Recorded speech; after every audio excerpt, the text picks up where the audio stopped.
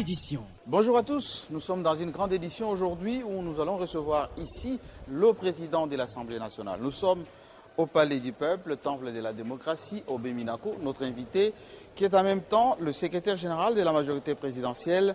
Devant la presse, il va pouvoir répondre à toutes ces questions qui vous intéressent, changement des constitutions ou pas, démocratie républicaine ici en République démocratique du Congo, changement aussi de majorité parce qu'il y a beaucoup de partis politiques qui faisaient partie de cette plateforme.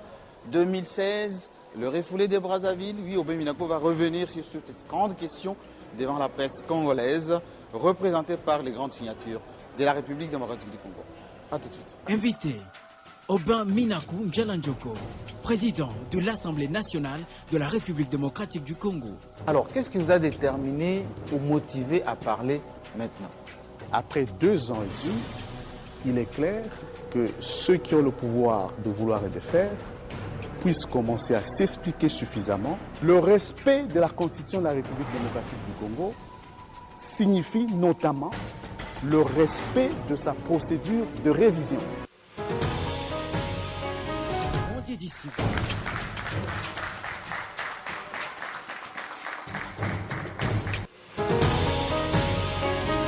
Édition. Installez-vous, monsieur le secrétaire général de la majorité présidentielle, mais Merci. surtout président de l'Assemblée nationale de la République démocratique du Congo. Nous sommes ici, au Palais du Peuple, temple de la démocratie, et vous êtes le président de tous les députés, c'est-à-dire ceux qui représentent le peuple congolais. Vous avez décidé de répondre aux questions de la presse nationale réunie ici, et cette adresse, votre déclaration va être comprise par l'opinion nationale et internationale pour répondre aux questions de l'heure.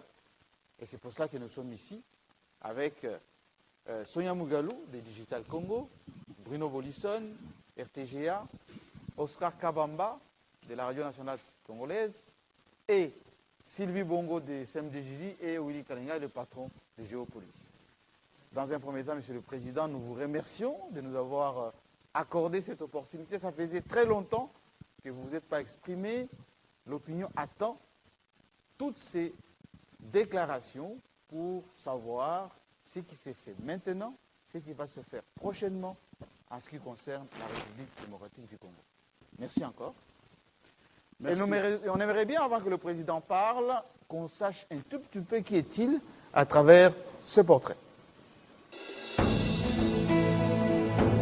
Élu jeudi 12 avril 2012 à la tête du bureau définitif de l'Assemblée nationale avec 343 voix sur 349 votants, Obé Minakou est le 3e président de l'Assemblée nationale de la 3e République.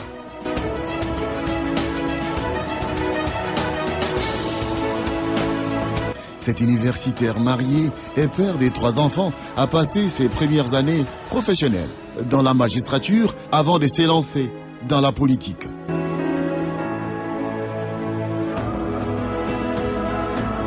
Obé Minakou Ndjalandjoko est né à Kinshasa en 1964. Cet ancien élève des jésuites à Kinzanvi dans la province des Bandundu et des Salésiens à Imara au Katanga est licencié en droit international public de l'université de Kinshasa depuis 1989. Le nouveau président de l'Assemblée nationale a travaillé dans la magistrature entre 1990 et 1998 comme substitut, puis premier substitut du procureur de la République au parquet des grandes instances de Kinshasa-Matete. Chef des travaux à la faculté des droits à l'université de Kinshasa depuis 2002, Obé Minakou Ndjalandjoko est l'auteur de plusieurs articles scientifiques et prépare une thèse de doctorat en droit international.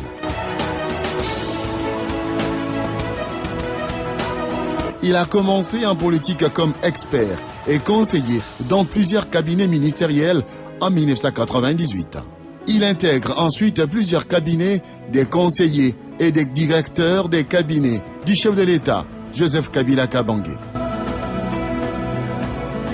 En 2005, Obé Minakou entre dans la cellule de campagne de Joseph Kabila Kabange. Lors des élections législatives de 2006, il est élu député peu perdé dans la circonscription électorale d'Idiofa. vice-président du groupe parlementaire PPRD et membre de la commission politique, administrative et juridique, il est désigné secrétaire général de la majorité présidentielle en juillet 2011. À la tête de la chambre basse du Parlement congolais, Aubin Minakou a promis de travailler conformément à la priorité que nécessite la modernisation de la République démocratique du Congo.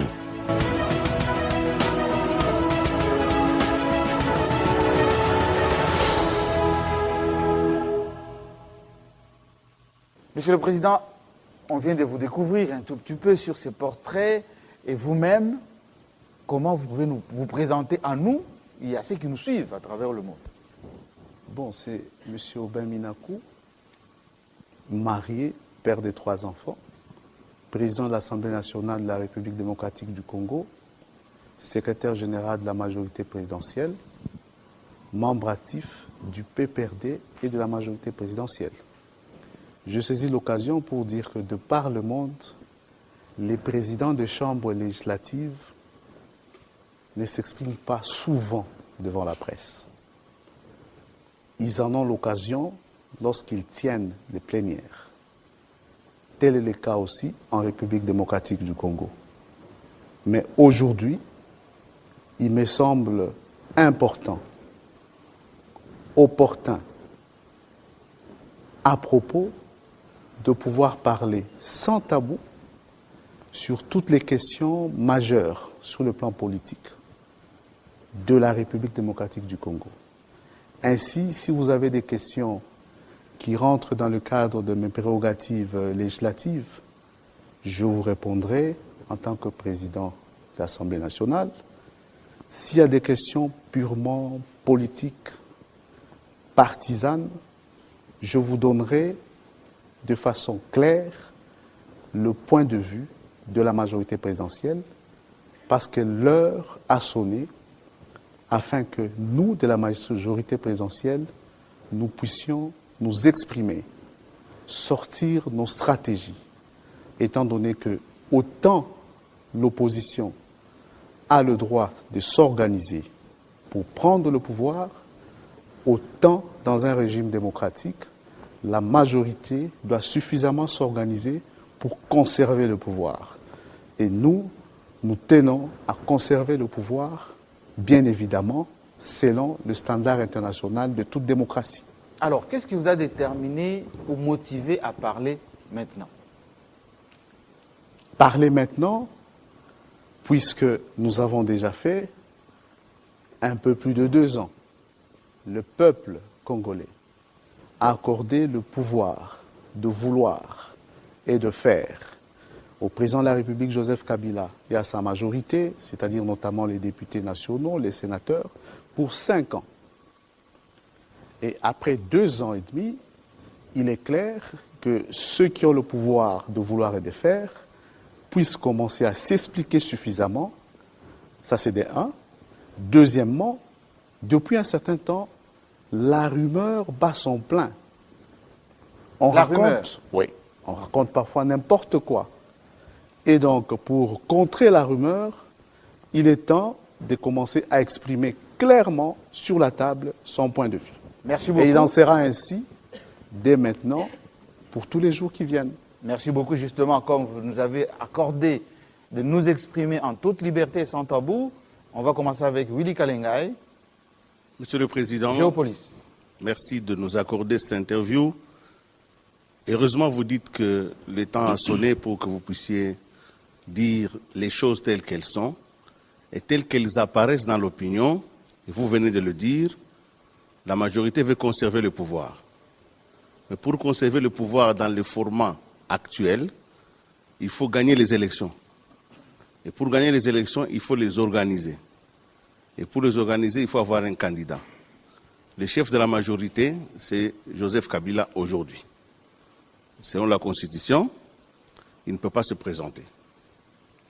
Selon la majorité actuelle dont vous êtes le patron aujourd'hui, il faut changer la Constitution. Allez-vous la changer pour conserver le pouvoir? Merci beaucoup. D'entrée de jeu, c'est une question importante par rapport à la rumeur, par rapport aux on-dit actuels. Mais avant de répondre à la question, je voudrais présenter mes condoléances et féliciter Willy Kalengai, que j'ai connu depuis ma tendre enfance à Lubumbashi. Parce qu'il vient de perdre sa maman, mais malgré cela, nous l'avons invité. Il a tenu à répondre à cette invitation par devoir républicain. La question tourne autour de la révision de la Constitution, autrement dit, pour demeurer au pouvoir. Ce n'est pas là le problème. J'ai bien dit, autant l'opposition a le droit constitutionnel de pouvoir s'organiser pour bénéficier de l'organisation de l'alternance. Nous l'avons organisé en 2006, en 2011, nous allons l'organiser prochainement. Autant la majorité, dans toute démocratie, doit s'organiser pour demeurer. Parce que la majorité estime que le projet de société qui est sien, c'est le meilleur pour la révolution de la modernité, pour amener la République vers la situation d'un État émergent. Alors, quelle est la situation aujourd'hui? D'abord, je pense qu'il est important de définir la démocratie. La démocratie, certains disent, c'est le pouvoir du peuple, par le peuple, pour le peuple. Abraham Lincoln. Mais d'autres disent, dans le même registre, la démocratie, c'est la capacité dont dispose chaque peuple à s'autodéterminer sur le plan politique, économique, culturel, social, que sais-je. La capacité dont dispose chaque peuple à s'autodéterminer. Et selon les principes démocratiques, après élection, nous avons ceux qui ont le pouvoir de vouloir, la majorité, ceux qui constituent la minorité et qui jouent le rôle de contrepoids. Et ceux qui ont le pouvoir de vouloir et de faire, signifie quoi? Ils ont le pouvoir notamment de déterminer la politique de la nation, notamment sur le plan électoral. Déterminer la politique de la nation. Ça sera par un projet de loi, des projets de loi ont été déposés. Ensuite, au niveau de la Chambre législative, des chambres législatives, Assemblée nationale et Sénat, il y a débat, majorité, opposition, dialectique politique, ça aboutit à une synthèse. C'est ce qui est en train d'être fait, c'est ce qui sera fait davantage. Maintenant, nous disons, nous allons tout faire pour conserver le pouvoir selon le standard universellement admis sur le plan démocratique. Ça signifie quoi?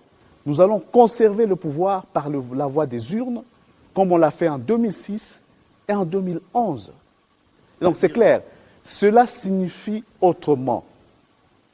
Je le dis sans embâche, nous allons respecter la Constitution de la République démocratique du Congo, du premier au dernier article.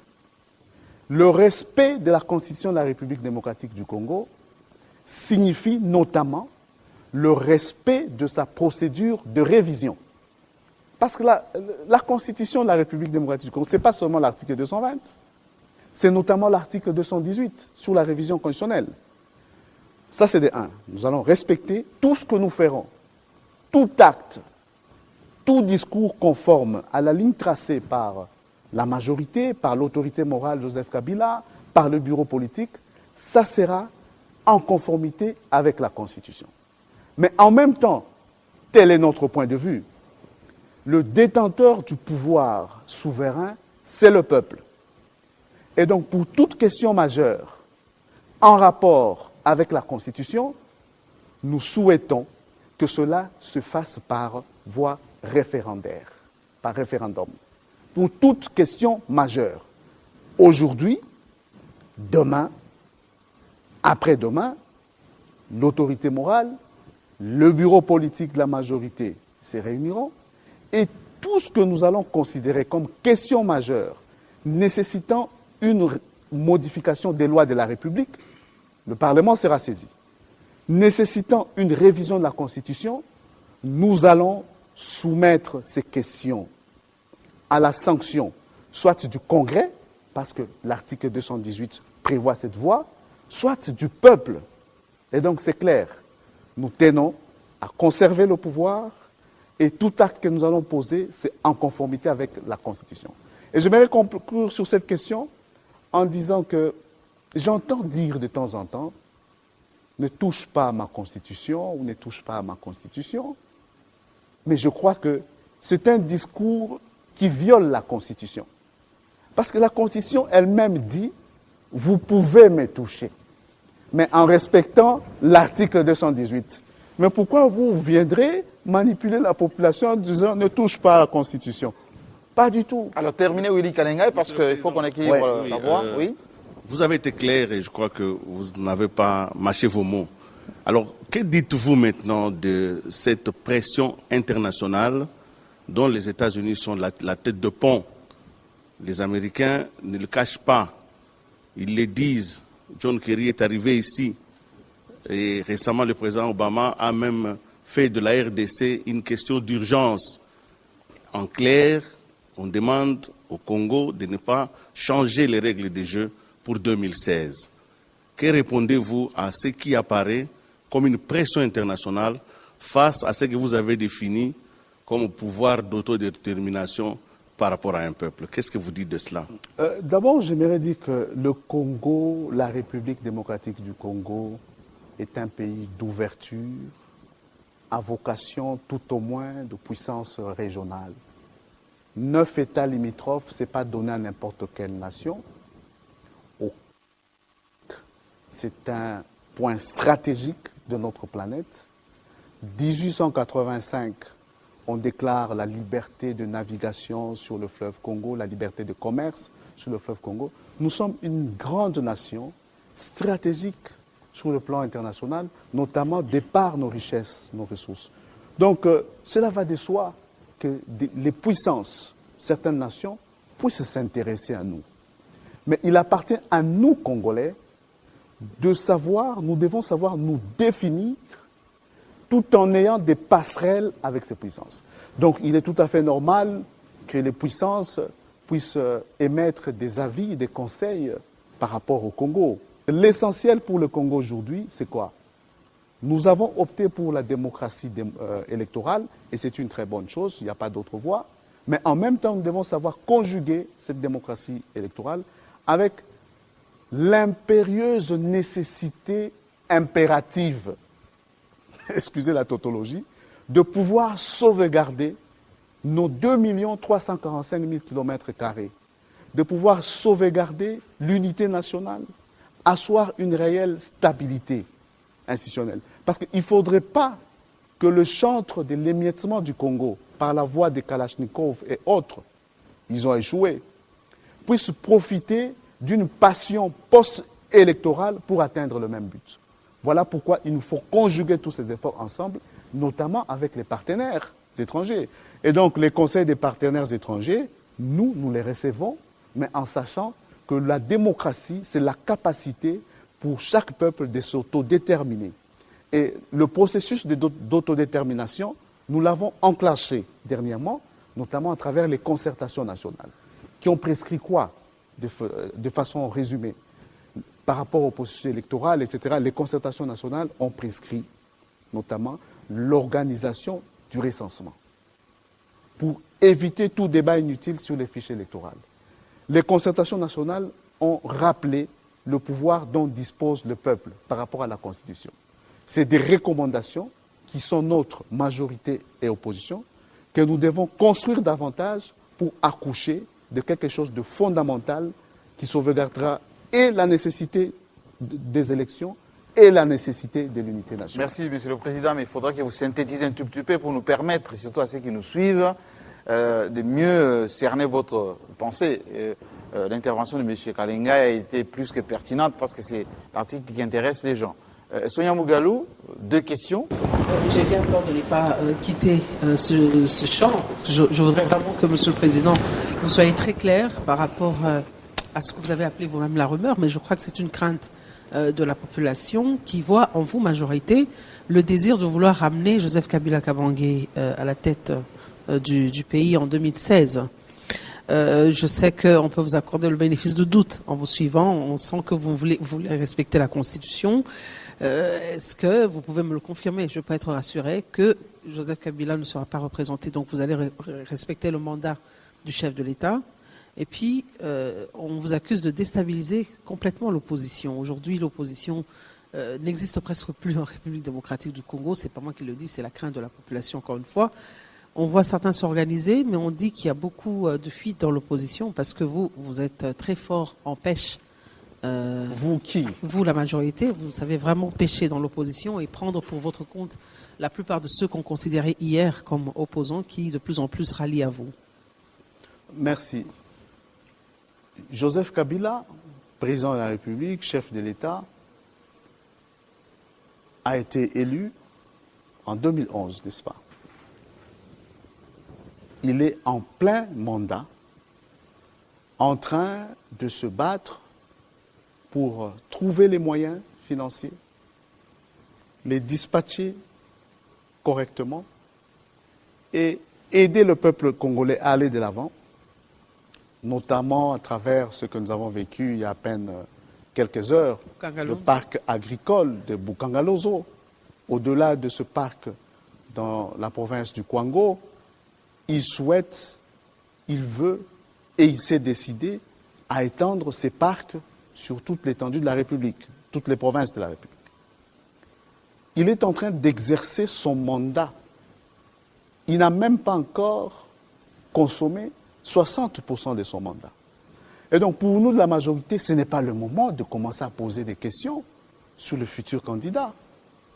Autant ça ne se fait pas ailleurs. Pourquoi on ne demande pas le futur candidat président du Sénat, le futur candidat président de l'Assemblée nationale, le futur candidat gouverneur? Il exerce son mandat. Nous allons respecter la Constitution de bout en bout. Tout acte posé par la majorité, nous allons démontrer que c'est en conformité avec la Constitution et dans le respect total du pouvoir revenant au souverain primaire, le peuple congolais. Et ce peuple congolais, personne ne peut se prévaloir d'avoir l'apanage du peuple, d'avoir le peuple avec soi contre les autres. Le véritable mécanisme objectif pour jauger le peuple, c'est quoi? Ce sont les élections, ce véritable mécanisme. Et la dernière vérification, le dernier jaugeage du peuple, c'est les dernières élections. C'est pourquoi nous voulons plutôt aller vers les élections locales plus loin. En ce qui concerne le débauchage, moi, je crois que tout le monde sait comment ça fonctionnait en 90, 91, avec des cartons de Mikomboso. Là, vous parlez de la transition pendant oui, Mobusienne. Tout le monde sait comment ça... Demandez aux opposants si on leur donne l'argent. Demandez. Moi, je crois que c'est plutôt un problème de conviction.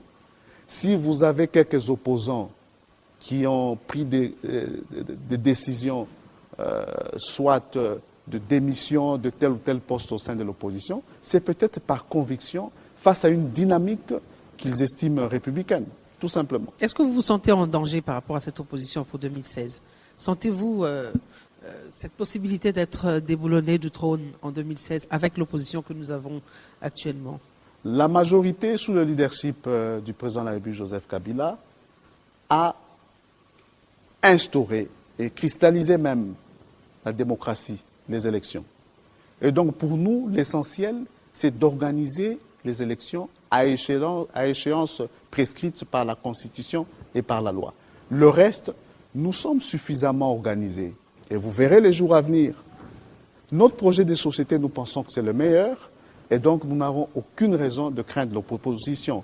Nous souhaitons plutôt que l'opposition puisse s'organiser davantage parce que pour qu'une démocratie devienne mature, il faut une bonne opposition qui joue le rôle de contrepoids. Alors, je vais poser une question beaucoup plus directement. Est-ce que vous avez peur de certains opposants plus que d'autres?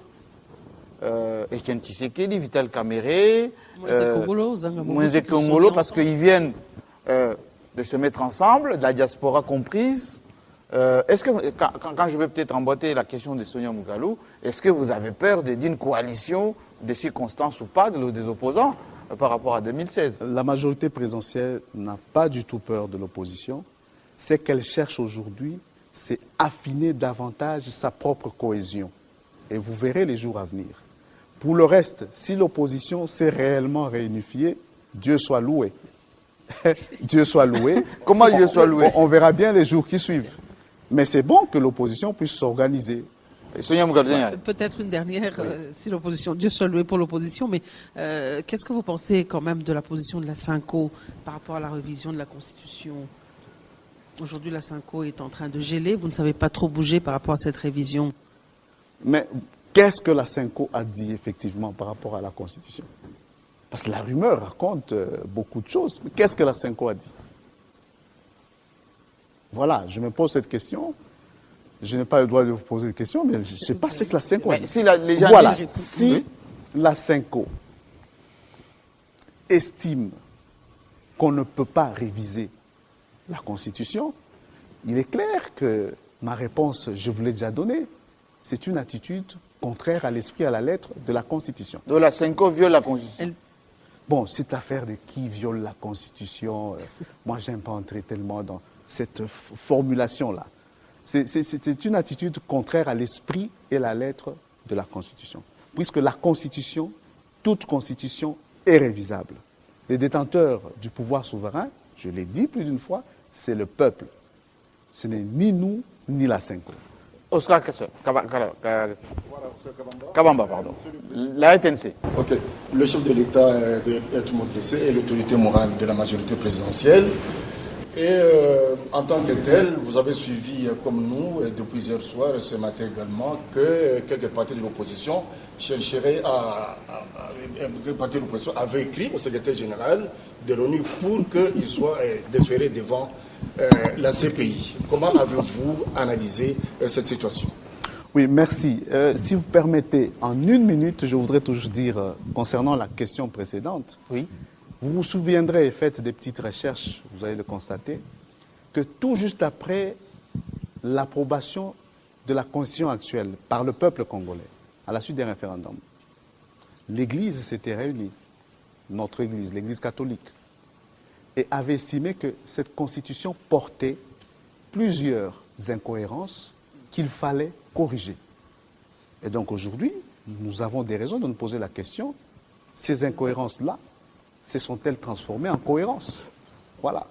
Alors, par rapport... Oui, le chef de l'État... oui, ils ont porté plainte. Oui.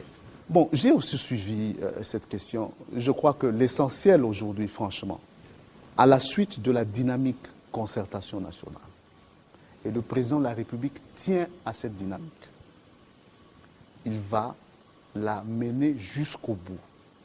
À la suite de cette dynamique, nous devons savoir, nous de la majorité, et nos amis, nos frères et sœurs de l'opposition, de temps en temps dialoguer positivement pour trouver des mécanismes appropriés, afin de sauvegarder, je le répète, les élections et l'unité nationale. C'est possible. Et personnellement, moi, je vais travailler dans ce sens-là.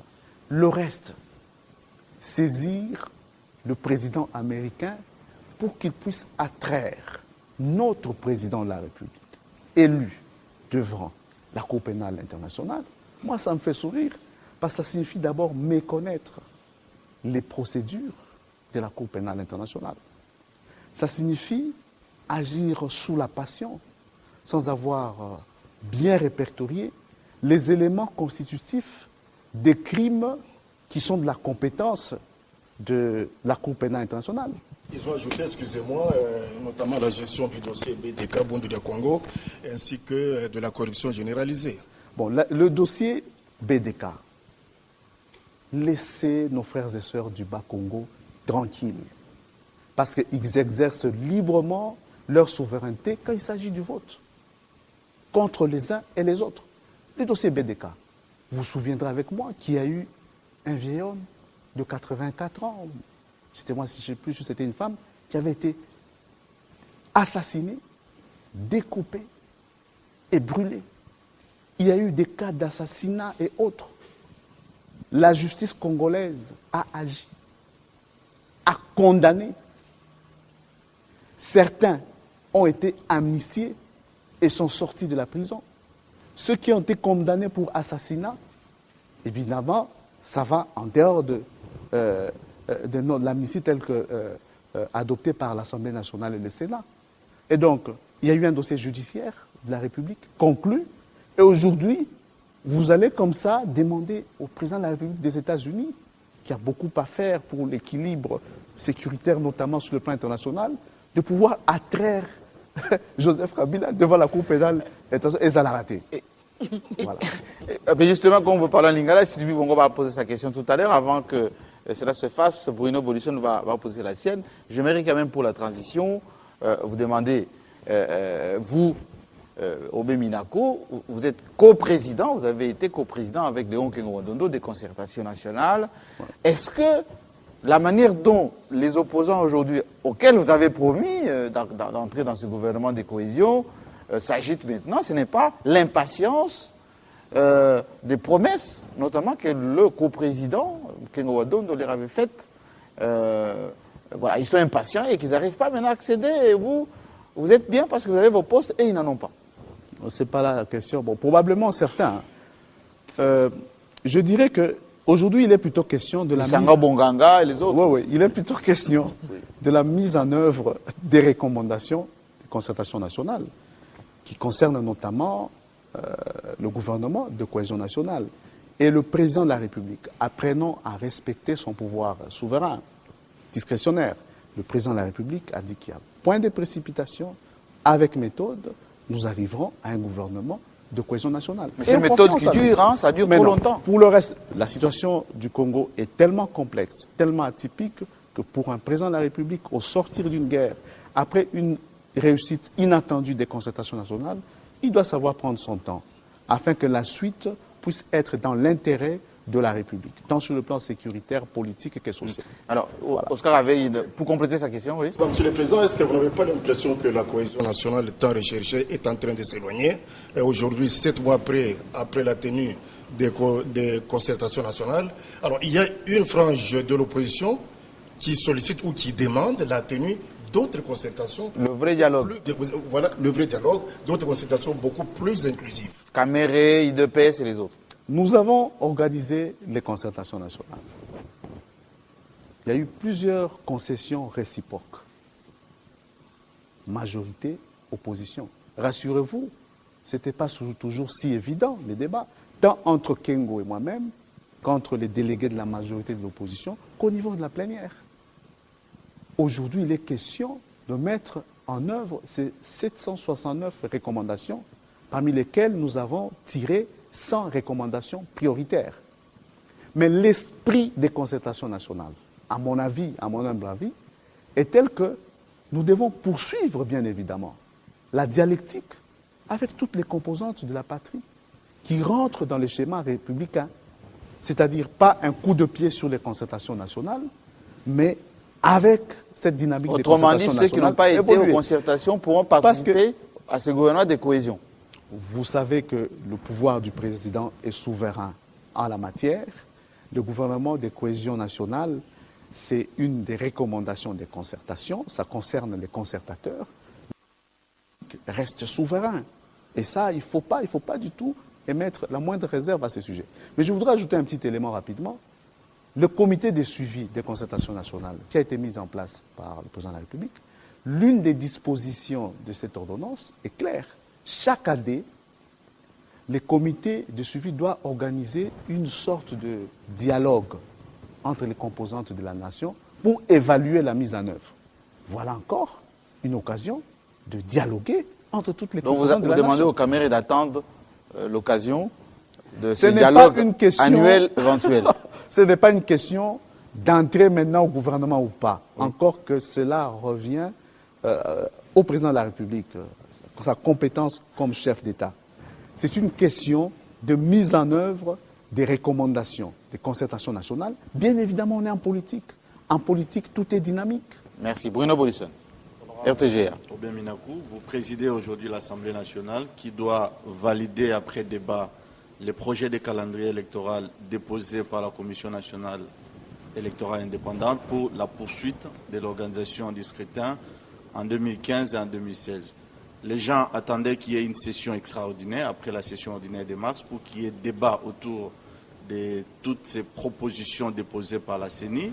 C'est vrai, on a plus cristallisé l'attention sur le gouvernement de cohésion nationale, mais la session extraordinaire, on n'en a pas eu. Je doute qu'il y ait une session extraordinaire avant septembre. Ma question, comment allez-vous faire pour rattraper ces retards, pour que ces débats soient organisés en profondeur à l'Assemblée nationale et pour que la CENI ait les moyens de sa politique, pour que son calendrier proposé ne reste pas une figure de style?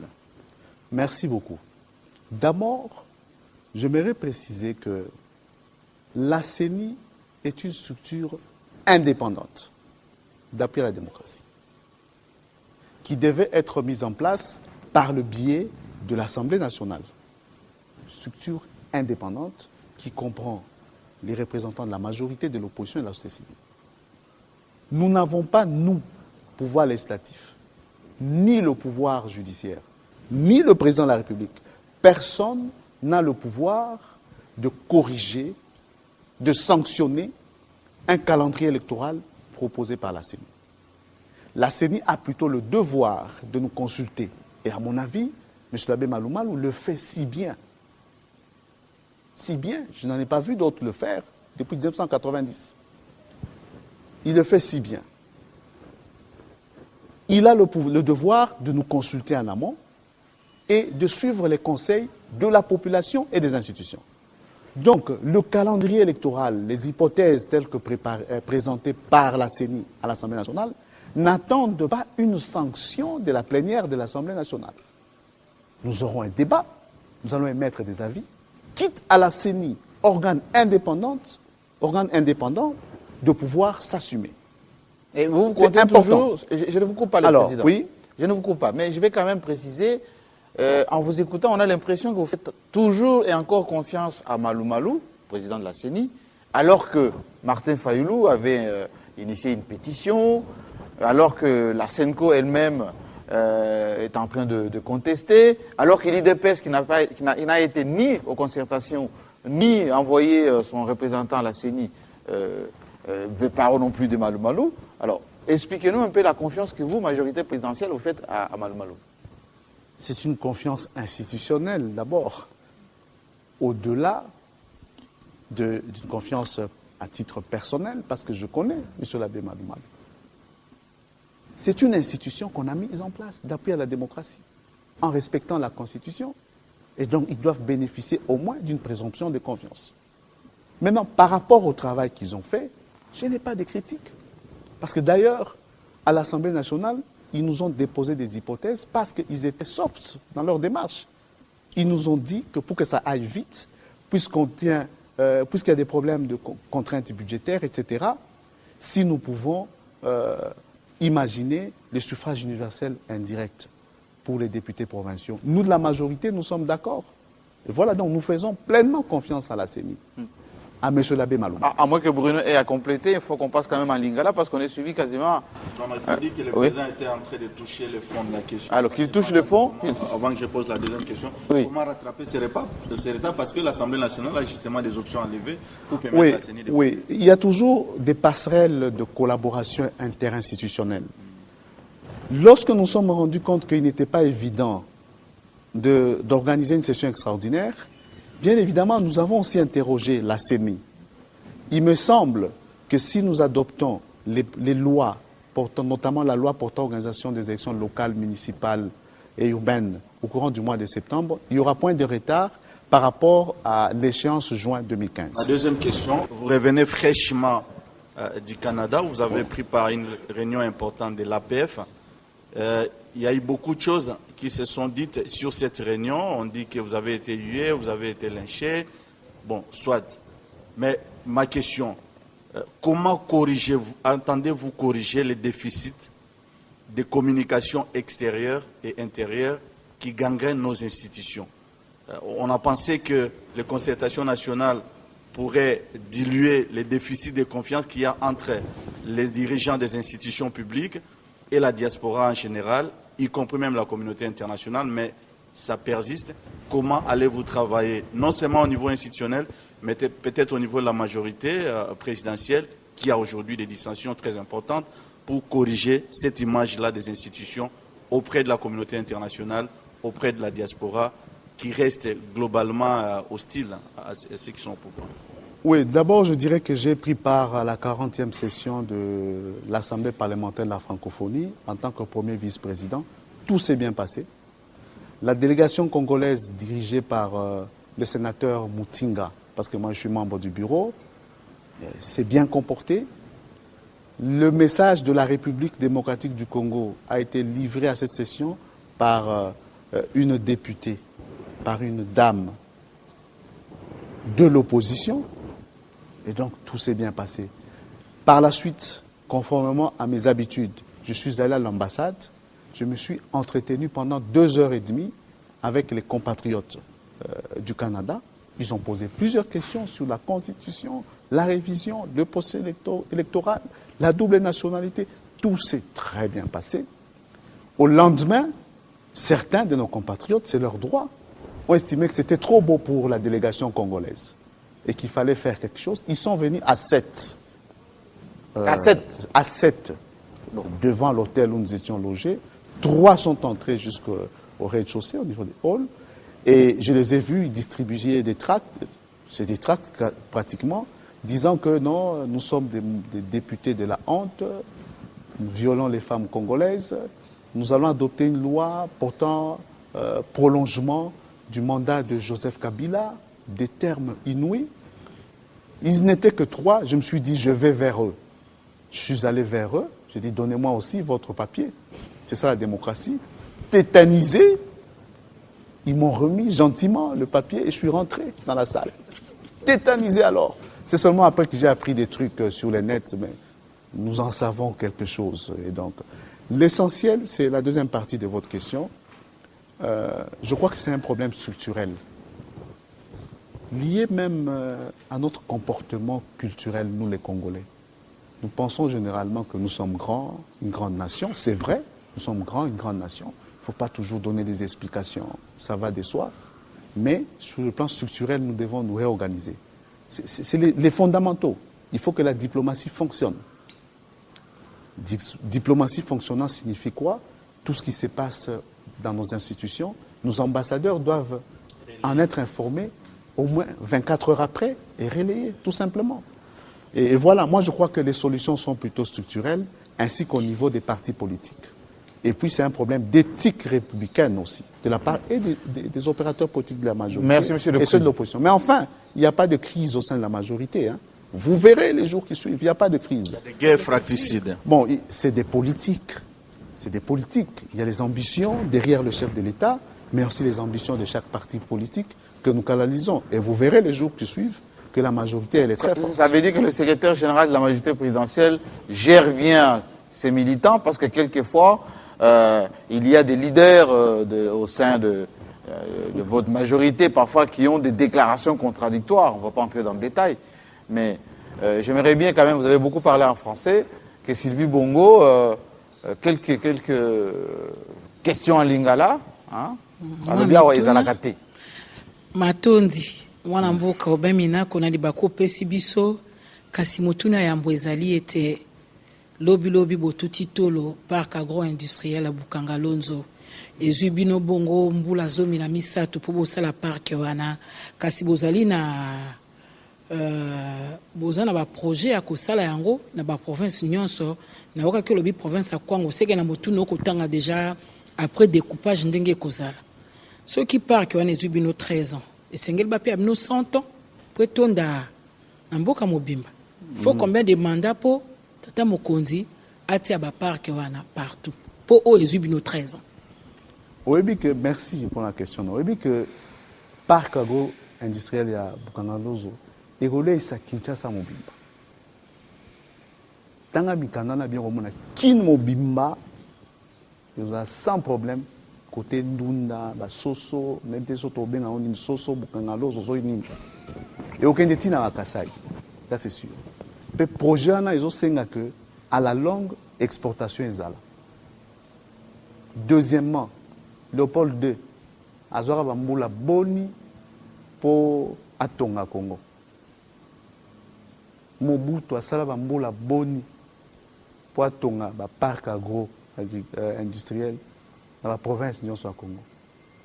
biso tango tozwi pouvoir 13 ans yango baguerre boni tobandaki tolongi baguerre boni point d'achèvement effort nini tosali na pouvoir depuis 2001 na mokonzi ya mikolo Joseph Kabila ti lelo po tokóma na likambo wana oloba point d'achèvement mais après point d'achèvement bato ebele ya motema mabe babanda oloba mais point d'achèvement tokoli yango totala nani kopesa nini mais komi kopesa te lelo baparc agro-industriel wana lelo tokoki kosala yango parce que gouvernement na biso na nsima mokonzi na biso Joseph Kabila tozali capable ya kobimisa 83 millions de dollars pe na suka ekokóma ti soki na ba 200 millions tozali capable lobi ya kobimisa sous 83 milliards pour parc wana ekota pe na province orientale ekota pe na Kasai limisanga compléter question à Sylvie Bongo lobby sikoyo bosali kaka parc moko dans 13 ans batikele bino combien d'années pour la province va profiter de la parc il y a un lobby Léopold II asalaka ebele bambula ebele po atonga oyo tomonaki lelo tobandi action moko oyo esengi ke mwa temps mpe ezala ya solo il faut mwa temps ezala mwa temps wana débat mosusu ekoya déjà yo nakendeki jour moko tozalaki na réunion ya badéputé na Brazzaville tosolai makambo ya ba constitution est-ce que en Afrique il faut 5 ans et tout ça débat ekoya pour na makambo wana mais lelo il faut koyeba ke parc agro-industriel tosali yango pour mwa mbongo ekoti na l'état pe po ekota na ba province nyonso il faut la même discipline ok osali mwa cop na yo il faut bafuto na ministère des finances bafuti yo te okomi kolela po bafuto il faut ezala ke réellement eloko olobaki okopesa gouvernement omemi yango mpe soki discipline wana ekoti su makasi mbongo ekoya isu ebele mpe baparc tokotanda yango noki na la province nyonso mais en tout état de cause gouvernement aza déjà prêt mpo na bamoya oyo ekoya akotisa déjà baparc bukangalozo na la province mosusu donc kombo ya bayaka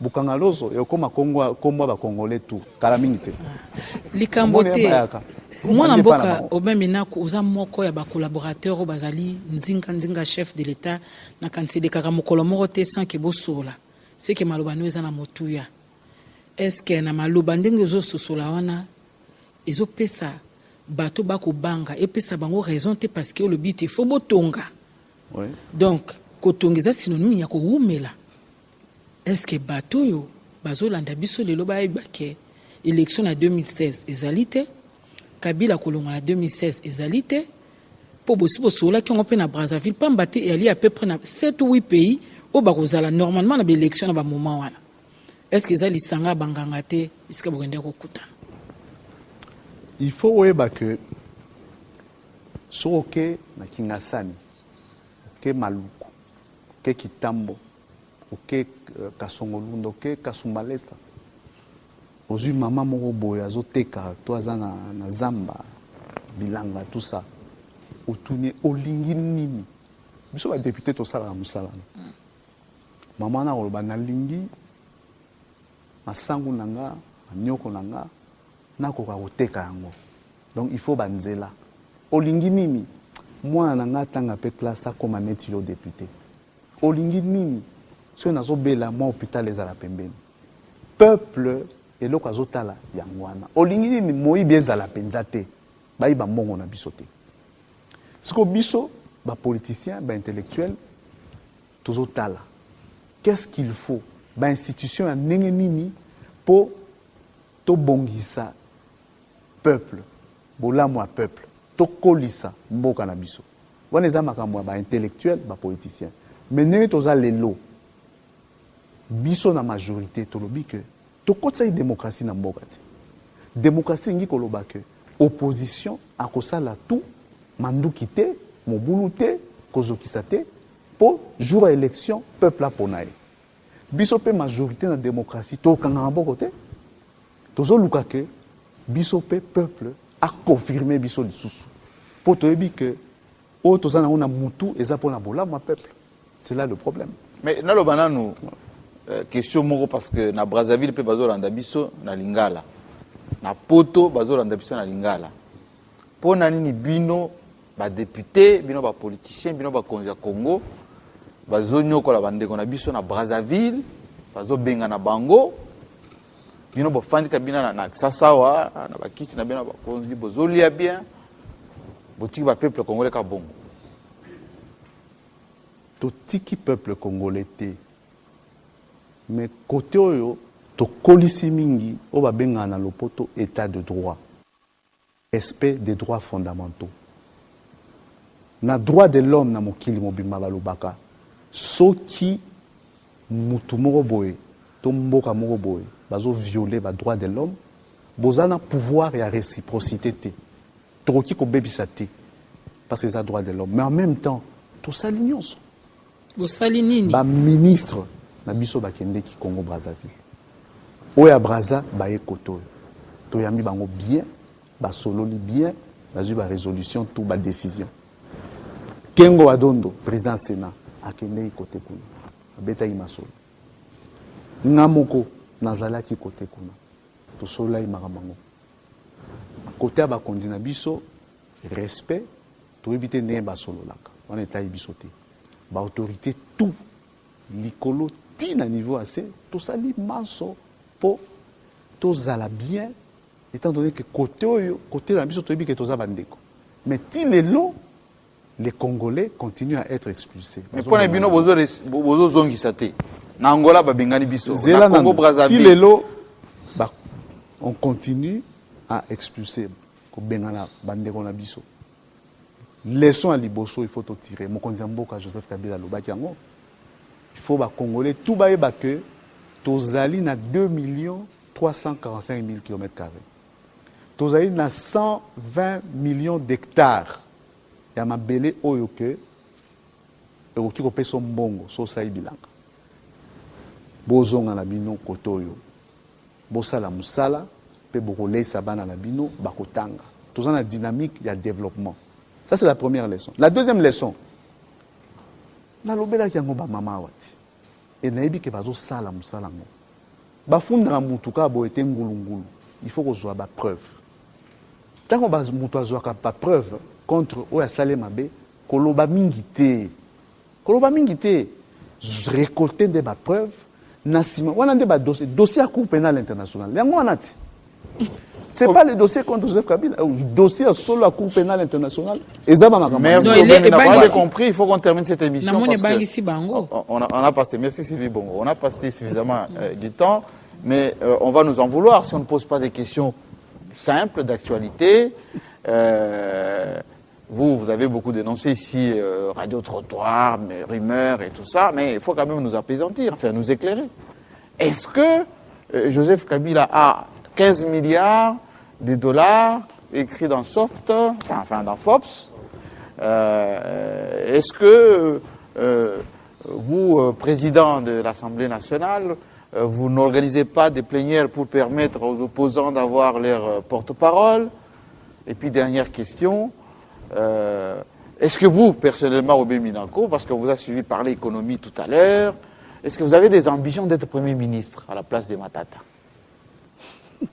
Bon, alors, concernant le dossier de 15 milliards, il faut avoir une connaissance erronée de l'Afrique centrale, du Congo, des réalités financières pour prétendre qu'un individu puisse comme ça mettre à l'écart 15 milliards, soit-il président de la République. C'est une fausseté énorme. Personne n'a cru en cela. Personne, même nos ennemis et nos partenaires, n'ont pas cru en ça. Deuxièmement, vous êtes journaliste, je vous demande de mener une enquête sur l'identité de ce fameux journaliste qui a signé cet article. Et vous comprendrez l'origine, vous comprendrez qu'il y a de quoi initier des actions pénales. À mon avis, c'est peut-être ma première carrière de magistrat qui me pousse de ce côté-là. Ah, c'est le juriste mais qui parle. je crois que c'est clair. Est-ce un journaliste? Vérifiez, vous verrez que non. Je me limite là. C'est une fausseté, ce n'est pas la peine de trop insister sur la question. Ne fût-ce que sur le plan de la connaissance des réalités financières, vraiment, c'est du n'importe quoi. Oui. Obé Minako, les opposants. Pardon? Vous empêchez les opposants d'avoir leur porte-parole par Porte-parole. une plénière. Au mois de mai, je crois, si je m'abuse, 2013, à mon initiative, le président Kengo et moi-même, nous invitons les députés et sénateurs de l'opposition, une bonne trentaine, quarantaine. Et je prends la parole pour dire, vous m'avez beaucoup accusé, vous aviez déjà accusé mes prédécesseurs, et moi je ne voudrais pas que ça continue. Voici mon calendrier. Je leur ai demandé au mois de mai que nous puissions suivre certaines étapes d'adoption du règlement intérieur pour choisir le porte-parole de l'opposition en novembre 2013. Je leur ai remis le calendrier, le projet, en disant qu'ils pouvaient émettre leurs avis. Immédiatement après la réunion, on m'a fait savoir que là, j'avais exagéré, on est au mois de mai, pourquoi novembre, etc. Et puis, je n'ai jamais eu une réaction par rapport à ce projet de calendrier, jusqu'à ce jour. Dans l'entretemps, les concertations nationales ont eu lieu. Qu'est-ce que j'ai remarqué? Lorsque le candidat X de l'opposition estime qu'il peut probablement avoir la majorité des électeurs, c'est-à-dire députés et sénateurs de l'opposition, il pousse. Il y a des articles. L'autre me voit, puisqu'ils viennent me voir. Ah bon? Les opposants aussi? L'autre me voit et dit non, non, c'est pas nécessaire, il y a des problèmes, il faut de l'harmonie et tout ça. 2 mois après, quand c'est le contraire, vous verrez que X ne parle plus, parce qu'il estime que si ça se passe à ce moment-là, c'est Y qui pourrait être élu, et ainsi de suite. Donc ce n'est pas moi. Je suis prêt à inviter mon collègue du Sénat pour qu'on organise l'affaire. Dernière question. Dernière question, oui. Économie, est-ce que vous avez des ambitions d'être Premier ministre? Il faut, oui, vous avez insisté. Parler de Bukangalonzo, oui, vous avez posé cette question. La ménagère et tout ça, oui. Je dirais tout simplement ceci. Je suis président de l'Assemblée nationale, élu par les députés après avoir été désigné par le chef de la majorité présidentielle, le président de la République. De par mon éducation, je me contente du travail que je fais dans la loyauté pour la République, pour mon parti, pour la majorité, et pour le président de la République. Jusqu'au bout. Jusqu'au bout. Contentez-vous de ça. Le reste, c'est le pouvoir discrétionnaire. Vous entendez bien avec le Premier ministre Matata? Le Premier ministre Matata, nous sommes nés, nous sommes de la même année de naissance, on a fait la même université, on est relativement jeunes, et je crois que nous avons des raisons de nous entendre, et nous nous entendons bien. Merci beaucoup, Monsieur le Président de l'Assemblée nationale, secrétaire général de la majorité présidentielle, de nous avoir accordé ces temps d'expression libre. Merci. Et je donne rendez-vous, Monsieur le Président, merci, à nos téléspectateurs pour un prochain numéro que nous allons réaliser surtout avec des personnalités comme lui, qui s'expriment aussi clairement. Portez-vous bien, à la fois prochaine.